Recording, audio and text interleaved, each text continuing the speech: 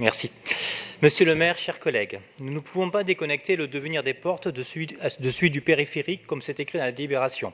La construction du périphérique, en grande partie sur l'enceinte dite de Thiers, explique essentiellement le délaissement des portes de Paris. Par ailleurs, je dois vous dire que nous avons du mal à saisir la plus-value de cette niche, car par rapport à l'AMIE périphérique, comme ça a déjà été dit. D'une certaine manière et au premier regard, cette niche pourrait paraître consensuelle. Nous partageons en effet le constat sur la pollution liée au périphérique. La pollution de l'air et les nuisances sonores sont des problématiques dont nous parlons très régulièrement ici. En général, à l'occasion d'une intervention sur une délibération actant une ZAC ou un grand projet d'aménagement. Nous alertons à chaque fois sur le fait de créer des équipements sensibles des crèches ou des écoles autour du périphérique qui est émetteur principal de pollution. De même manière, nous sommes raccords avec le besoin de végétalisation des portes et sur le problème de liaison pour les cyclistes. Mais si nous partageons peut-être en tout cas en partie les objectifs que je viens d'énoncer, nous ne partageons pas complètement les moyens et surtout l'ambition que nous avons pour ces lieux très particuliers que sont les portes. Car l'enjeu aujourd'hui n'est plus la rénovation des portes, c'était l'enjeu des années 2000. Aujourd'hui, alors que nous sommes presque en 2020, nous ne pouvons faire l'économie de le penser dans un cadre bien plus global de ce que nous voulons comme transformation du périphérique. Dès la deuxième page, on peut lire que l'objectif est de concilier la qualité de vie des habitants et la fluidité du trafic automobile dans une logique de migration des nuisances inhérentes à ce dernier. Je suis désolé, mais je ne comprends pas cet objectif de la manière dont il est formulé et par ailleurs nous ne le partageons pas. Car si cette délibération nous enseigne à quel point les portes sont encombrées et saturées, elle précise aussi que la solution à cette problématique ne saurait exclusivement passer par une restriction de la place de la voiture.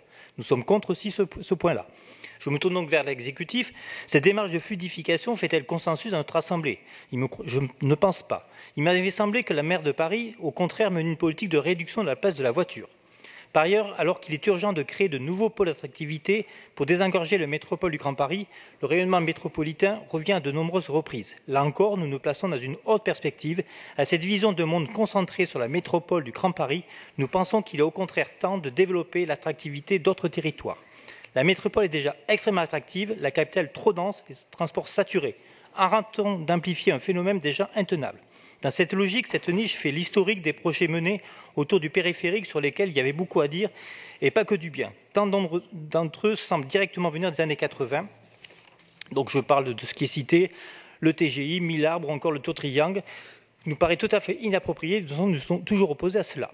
Nous ne voulons pas créer encore des bureaux vides ou des hôtels pour alimenter la spéculation. Nous voulons créer de l'activité, oui, de l'activité locale et non délocalisable, utile à Paris et à ses habitants.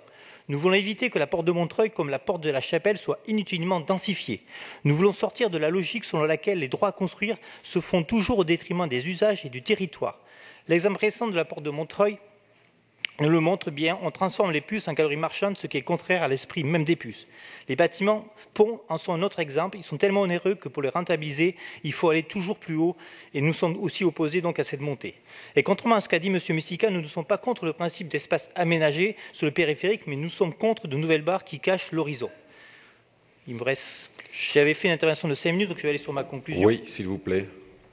Alors, selon cette niche, supprimer le périphérique n'est pas la question. Mais encore faut-il s'accorder sur ce que veut dire supprimer le périphérique.